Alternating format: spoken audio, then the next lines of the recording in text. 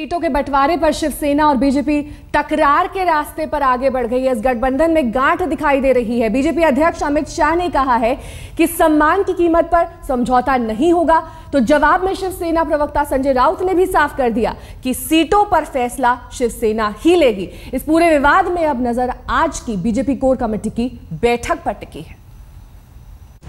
महाराष्ट्र में सीटों के बंटवारे पर बीजेपी शिवसेना में बड़ी तनातनी। महाराष्ट्र का स्वाभिमान और शिवसेना का आत्मसम्मान हमारे लिए बहुत महत्वपूर्ण है। सीटों के बंटवारे पर सख्त हुआ शिवसेना का रुख। महाराष्ट्र को कोई झुका नहीं सकता, ऐसा लग रहा है कि शिवसेना को कोई झुका नहीं सकता। संजय राउत के तेवर शिवसेना सुप्रीमो उद्धव ठाकरे के घर मातोश्री में पार्टी पदाधिकारियों की बैठक के बाद के हैं। बैठक में फैसला लिया गया कि इस मुद्दे पर सिर्फ और सिर्फ उद्धव ठाकरे की चलेगी। सीटों का आखिरी फैसला शिवसेना सुनाएगी। तो हम शिवसेना पक्ष प्रमुख उद्धव ठाकरे जी को सर्वाधिकार दिए है, वो निर्णय लेंगे, पूरी पार्टी उनके साथ है। शिवसेना के रुख में सख्ती बीजेपी अध्यक्ष अमित शाह के बयान के बाद आई है।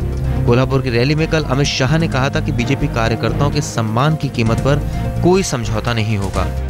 मगर भारतीय जनता पार्टी का कार्यकर्ता सम्मान के साथ समाधान चाहता है। सम्मान के भोग पर सम्मान के बगैर समाधान नहीं होगा।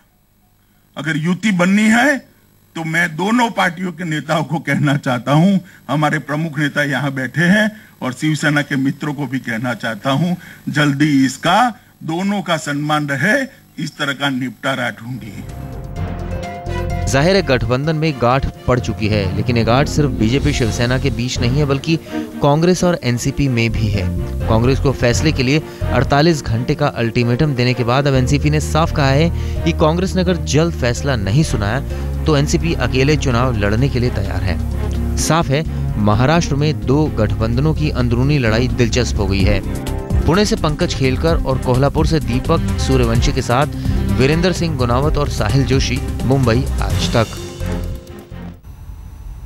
तो आपने देखा किस तरह से सीटों के बंटवारे को लेकर दोनों पार्टियों में अब गांठ दिखाई दे रही है। गठबंधन टूटेगा या फिर बना रहेगा, इस पर असमंजस की स्थिति बरकरार। बहरहाल इस पर और ज्यादा जानकारी देने के लिए हमारे संवाददाता कमलेश सुतार इस वक्त सीधे मुंबई से हमारे साथ जुड़ रहे हैं। कमलेश, जाहिर तौर पर अमित शाह का हमने बयान सुना। अमित शाह ये कह रहे हैं कि आत्मसम्मान दोनों पार्टियों का बना रहे, आत्मसम्मान की ये लड़ाई है, लेकिन वो चाहते हैं कि गठबंधन के साथ ही चुनाव लड़ा जाए। वहीं शिवसेना के मूड एकदम फर्क है। शिवसेना चाहती है कि उनका सम्मान बना रहे, लेकिन गठबंधन रहे या न रहे उनसे कोई फर्क नहीं पड़ता। जी नेहा, दोनों पार्टियों का यही कहना है कि जो भी सीटों का बंटवारा होगा वो सम्मानजनक होना चाहिए। जैसे कि आपने कहा, अमित शाह ने कल कहा कि वो समाधान चाहते हैं, लेकिन वो सम्मान भी चाहते हैं। शिवसेना का भी वही रुख है। यहाँ पर सम्मान की अगर बात करें तो दोनों पार्टी के लिए सम्मान जो है वो सीटों से जुड़ा हुआ है। जो ज़्यादा सीटें लड़ेगा उसको लगता है जितनी ज़्यादा सीटें हम चाहते हैं वो अगर हमें मिलती ही तो ही शायद वो सम्मानजनक समाधान निकलेगा। शिवसेना ने दो टूक कल कह दिया कि वो किसी अल्टीमेटम को नहीं मानते हैं और शिवसेना का सम्मान होना चाहिए। जिस तरह की शिवसेना, जिस तरह का सम्मान बाला साहब को अभिप्रेत था, ये कहकर शिवसेना ने बिटवीन द लाइन्स ये भी सुझाया है कि वो अपनी मांग पर कायम है। उद्धव ठाकरे ने कुछ दिनों पहले ये भी कहा था कि भाजपा की मांग है 135 सीटों की, जो उन्हें बिल्कुल मंजूर नहीं है। अलग अलग फॉर्मूले आ रहे हैं। इसी के चलते कुछ ही देर में अभी एकनाथ खड़से नेता विपक्ष के घर पर बीजेपी के कोर कमेटी के मीटिंग शुरू होगी। इसमें सभी आला नेता राज्य के इसमें शामिल होंगे और जो असमंजस की स्थिति बनी है उस पर यहाँ पर मंथन किया जाएगा। लेकिन जिस तरह का पोस्चरिंग शिवसेना से चल रहा है, बीजेपी भी मानने को तैयार नहीं है। पहली बार बीजेपी शिवसेना में इससे पहले भी सीटों के बंटवारे को लेकर कई बार अनबन हुई है, लेकिन इतना ज्यादा इतनी ज्यादा खींचतान इससे पहले कभी देखने को नहीं मिली थी। जिस तरह की बयानबाजी दोनों नेताओं से आ रही है, दोनों डेडलाइन की बातें कर रहे हैं, अल्टीमेटम की बातें कर रही है, इससे पहले नहीं हुआ।